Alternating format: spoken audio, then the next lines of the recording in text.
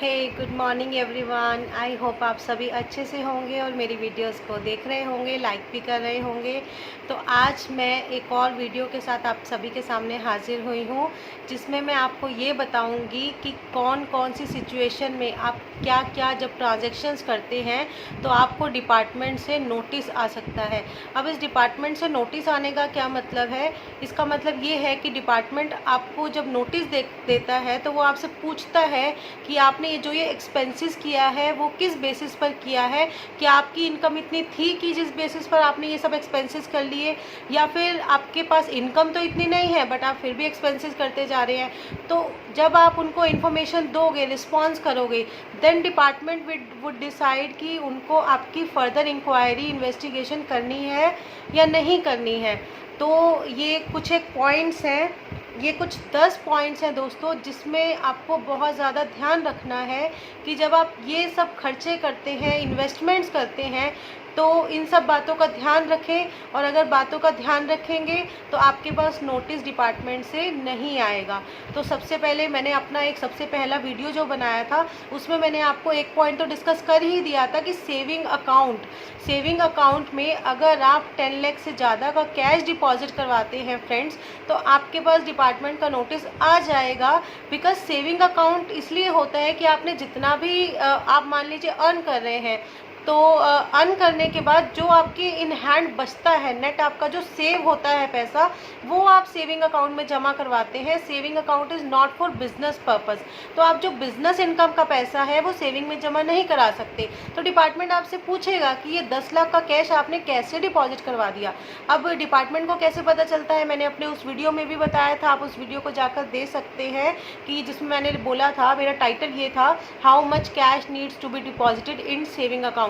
उसमें मैंने बताया था कि जब आप अपना 10 लाख से ज़्यादा का कैश डिपॉजिट करवाओगे अपने सेविंग में, तो बैंक का एक फॉर्म होता है AIR फॉर्म, जिसके थ्रू बैंक वाले इनकम टैक्स डिपार्टमेंट को आपकी जानकारी देते हैं कि इस पैन वाले असेसी ने 10 लाख से ज़्यादा का कैश सेविंग अकाउंट में डिपॉजिट करवाया है। And after taking that information जो इनकम टैक्स डिपार्टमेंट है वो हमें नोटिस सेंड करता है।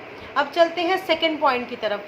सेकेंड पॉइंट ये कहता है कि करंट अकाउंट में अगर आप 50 लाख से ज़्यादा का कैश डिपॉजिट करवाते हैं, तब भी बैंक आपकी AIR, जो बैंक ऑल इन्फॉर्मेशन रिपोर्ट एक फॉर्म सेंड करता है, उसके बेसिस पर आपकी इन्फॉर्मेशन डिपार्टमेंट को देगा और डिपार्टमेंट उस बेसिस पर आपको नोटिस जारी करेगा कि बताइए कि आप कैश इतना ज़्यादा अपने करंट अकाउंट में भी डिपॉजिट क्यों करवा रहे हैं।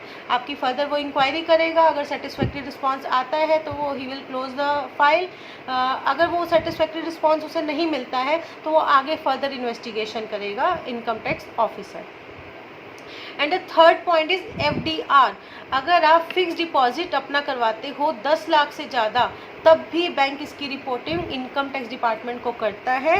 और लेकिन ये जो FDR है, ये वो FDR है जब आप अपनी फ्रेश FD बनवाते हैं। अगर आप उसको रिन्यू करवाते हैं तो उस केस में बैंक आपकी इन्फॉर्मेशन डिपार्टमेंट को नहीं देगा। सिर्फ फ्रेश FD के केस में डिपार्टमेंट आपकी इन्फॉर्मेशन बैंक आपकी इन्फॉर्मेशन डिपार्टमेंट को देगा। उसके बाद आती है बारी क्रेडिट कार्ड की। अगर आप क्रेडिट कार्ड की पेमेंट, आपने क्रेडिट कार्ड इशू करवा लिया और उसके बाद अगर आप क्रेडिट कार्ड की जो पेमेंट्स है, जो आपके ड्यूज़ हैं, वो अगर 1 लाख से ऊपर का कैश में डिपॉजिट करवाते हैं तो आपके पास डिपार्टमेंट से नोटिस आ सकता है।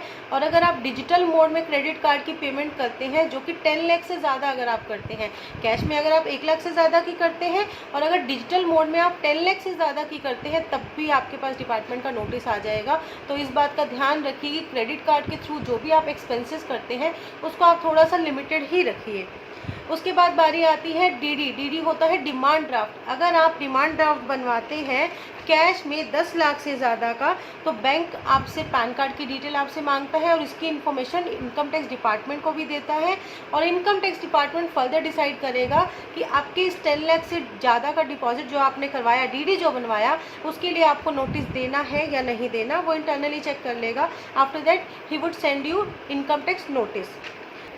तो नेक्स्ट हमारा आता है शेयर्स। अगर हम शेयर्स में 10 लाख से ज़्यादा का कैश डिपॉजिट करते हैं यानी कि 10 लाख से ज़्यादा के शेयर्स हम परचेज़ अगर करते हैं तब भी डिपार्टमेंट से नोटिस आ जाएगा। नो मैटर आप कैश में परचेज़ कर रहे हैं, क्योंकि कैश भी आप अपने जब डीमैट अकाउंट में डालते हैं या फिर आप अपना डिजिटल मोड से अगर डीमैट अकाउंट में डालते हैं तो आपके पास डिपार्टमेंट का नोटिस आ जाएगा। तो इस बात का भी दोस्तों आप ध्यान रखिएगा। नेक्स्ट पॉइंट आता है mutual fund. As same in share, जैसे मैंने आपको बताया कि 10 लाख का अगर आप शेयर में इन्वेस्ट करते हैं तब भी नोटिस आएगा, प्लस अगर आप म्यूचुअल फंड में भी अगर आप 10 लाख का इन्वेस्टमेंट करते हैं तब भी डिपार्टमेंट से आपको नोटिस आने के चांसेस हैं, चाहे वो डिजिटल मोड से आप म्यूचुअल फंड में इन्वेस्ट करें या फिर आप कैश मोड में अपना म्यूचुअल फंड में इन्वेस्ट करें, तब भी डिपार्टमेंट से आपको नोटिस आ जाएगा। इसके बाद 8th पॉइंट आपका आता है दोस्तों फॉरेन करेंसी। अगर आप 10 लाख से ज़्यादा की फॉरेन करेंसी परचेज करते हैं, in that case also department will issue income tax notice and he would ask for the further details that why you purchase it foreign currency. आपने ये फॉरेन करेंसी किस पर्पज़ से खरीदी है और आपके पास सोर्स क्या था अपनी फॉरेन करेंसी को परचेज करने का, क्योंकि वो देखता है कि आप एक लेविश लाइफ स्पेंड करने की ट्राई कर रहे हो, तो वो लेविश लाइफ जीने के लिए आपके पास वो इनकम सोर्स भी है या नहीं, और अगर है तो क्या आपने उसको अपनी इनकम टैक्स रिटर्न में शो किया है या नहीं किया। अगर आप उन्हें सेटिस्फाई कर देते हो then the notice will be ख़त्म हो जाएगा वहीं पर वो, और डिपार्टमेंट आगे फर्दर कोई इंक्वायरी नहीं करेगा। बट अगर उन्हें कहीं पर भी कुछ फिशी लगता है और आप उनको सेटिस्फैक्ट्री रिस्पॉन्स नहीं करते हो तो definitely they will do further inquiries. Next point आता है, देखो ये बहुत ही इम्पॉर्टेंट पॉइंट है जो कि आज की डेट में क्या पहले से ही बहुत लोग जो सेविंग होती है वो इस फील्ड में इन्वेस्ट करते ही करते हैं। ये है आपका इन्वेस्टमेंट इन इमूवेबल प्रॉपर्टी। जब भी आप कोई जगह लेते हैं, जब भी आप कोई होम लेते हैं, घर लेते हैं, प्लॉट लेते हैं, कोई भी एग्रीकल्चर लैंड कुछ भी अगर आप लेते हो और अगर आप उसकी पेमेंट 30 लाख से ज़्यादा की करते हैं तब भी आपकी इन्फॉर्मेशन डिपार्टमेंट के पास जाती है, प्लस इसके ऊपर टीडीएस भी जमा होता है। टीडीएस ये एक सेपरेट सेक्शन है जिसका हम बाद में डिटेल में मैं आपको बताऊंगी कि टीडीएस कैसे डिडक्ट होता है इसके ऊपर। बट अगर आप 30 लाख से ज़्यादा की कोई प्रॉपर्टी परचेज करते हैं तब भी आपका के पास डिपार्टमेंट से नोटिस आ जाता है। अब यहाँ 30 लाख जो मैं वैल्यू बता रही हूँ ये कौन सी वैल्यू है, ये दोस्तों मार्केट वैल्यू नहीं है, ये आपकी रजिस्ट्री वैल्यू है। अगर आपकी प्रॉपर्टी वैल्यू 30 लाख से ज़्यादा होगी तो डेफिनेटली आपके पास इनकम टैक्स डिपार्टमेंट का नोटिस आ सकता है।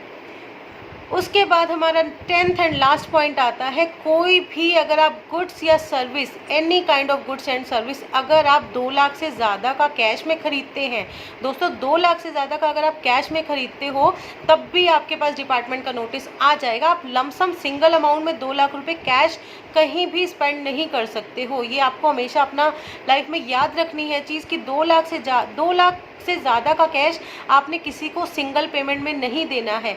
अगर आप देते भी हैं तो आप ब्रेकेज में कर दे सकते हैं, स्मॉल पार्ट्स में। बट अगर आप इकट्ठा अगर 2 लाख एक ही सिंगल पेमेंट में देते हैं, मान लीजिए आप कुछ गाड़ी या कुछ भी अगर ख़रीदते हैं और 2 लाख इकट्ठा कैश देते हो तब भी आपकी इन्फॉर्मेशन बाय द सेलर आपका जो इन्फॉर्मेशन है वो डिपार्टमेंट को जाएगी और डिपार्टमेंट आपको इशू करेगा नोटिस कि आपने ये 2 लाख की कैश की पेमेंट किस सोर्स से की और आपके पास ये कैश कहाँ से आया। तो फ्रेंड्स ये 10 पॉइंट थे जिसमें मैंने आपको बताया है कि आप ये अगर खर्चा ये अगर इन्वेस्टमेंट करोगे तो डेफिनेटली आपके पास इनकम टैक्स डिपार्टमेंट का नोटिस आएगा। बट इसका मतलब ये नहीं है कि आपके ऊपर कुछ ना कुछ डिमांड भी डिपार्टमेंट रेज करेगा। अगर आप उन्हें उस नोटिस का रिप्लाई करके उनको जस्टिफाई कर देते हैं कि all I am doing expenditure from my savings, from my earnings, और आपने उसके लिए बाकायदा अपनी इनकम टैक्स रिटर्न फाइल की है, तो डिपार्टमेंट आपको कोई क्लीन चिट दे देगा और आपके ऊपर फर्दर कोई भी इंक्वायरी नहीं होगी, क्योंकि ये एक बेसिक इंक्वायरी नोटिस होता है कि आप जो भी खर्चा कर रहे हैं क्या आप उसके लिए फाइनेंशियली कैपेबल है भी या नहीं। अगर आप उन्हें सेटिस्फाई कर देते हैं तो फर्दर इंक्वायरी कुछ नहीं होगी, बट अगर आप उन्हें सेटिस्फाई नहीं कर पाते हैं तो आपकी फर्दर इंक्वायरी भी हो सकती है। तो इन सब 10 बातों का ज़रूर ध्यान रखिएगा। अगर आप कुछ भी खर्चा, इन्वेस्टमेंट, एक्सपेंडिचर कुछ भी करते हैं तो इस सिनेरियो के अंदर ही रहकर कीजिएगा ताकि आप इनकम टैक्स डिपार्टमेंट के नोटिस से बच सकें। तो मैंने आपको ये बताया, आई होप ये आपके लिए बहुत ही इन्फॉर्मेशनल रहा होगा और आप जब भी कोई खर्चा करेंगे तो इन सारे 10 पॉइंट्स का ध्यान रखेंगे ताकि आप अपनों को सेफगार्ड कर सकें। ऐसे ही मोर इन्फॉर्मेशनल वीडियोज़ के लिए मेरे साथ कनेक्टेड रहिए। जल्दी ही मिलूंगी अपने नेक्स्ट वीडियो में। नमस्कार।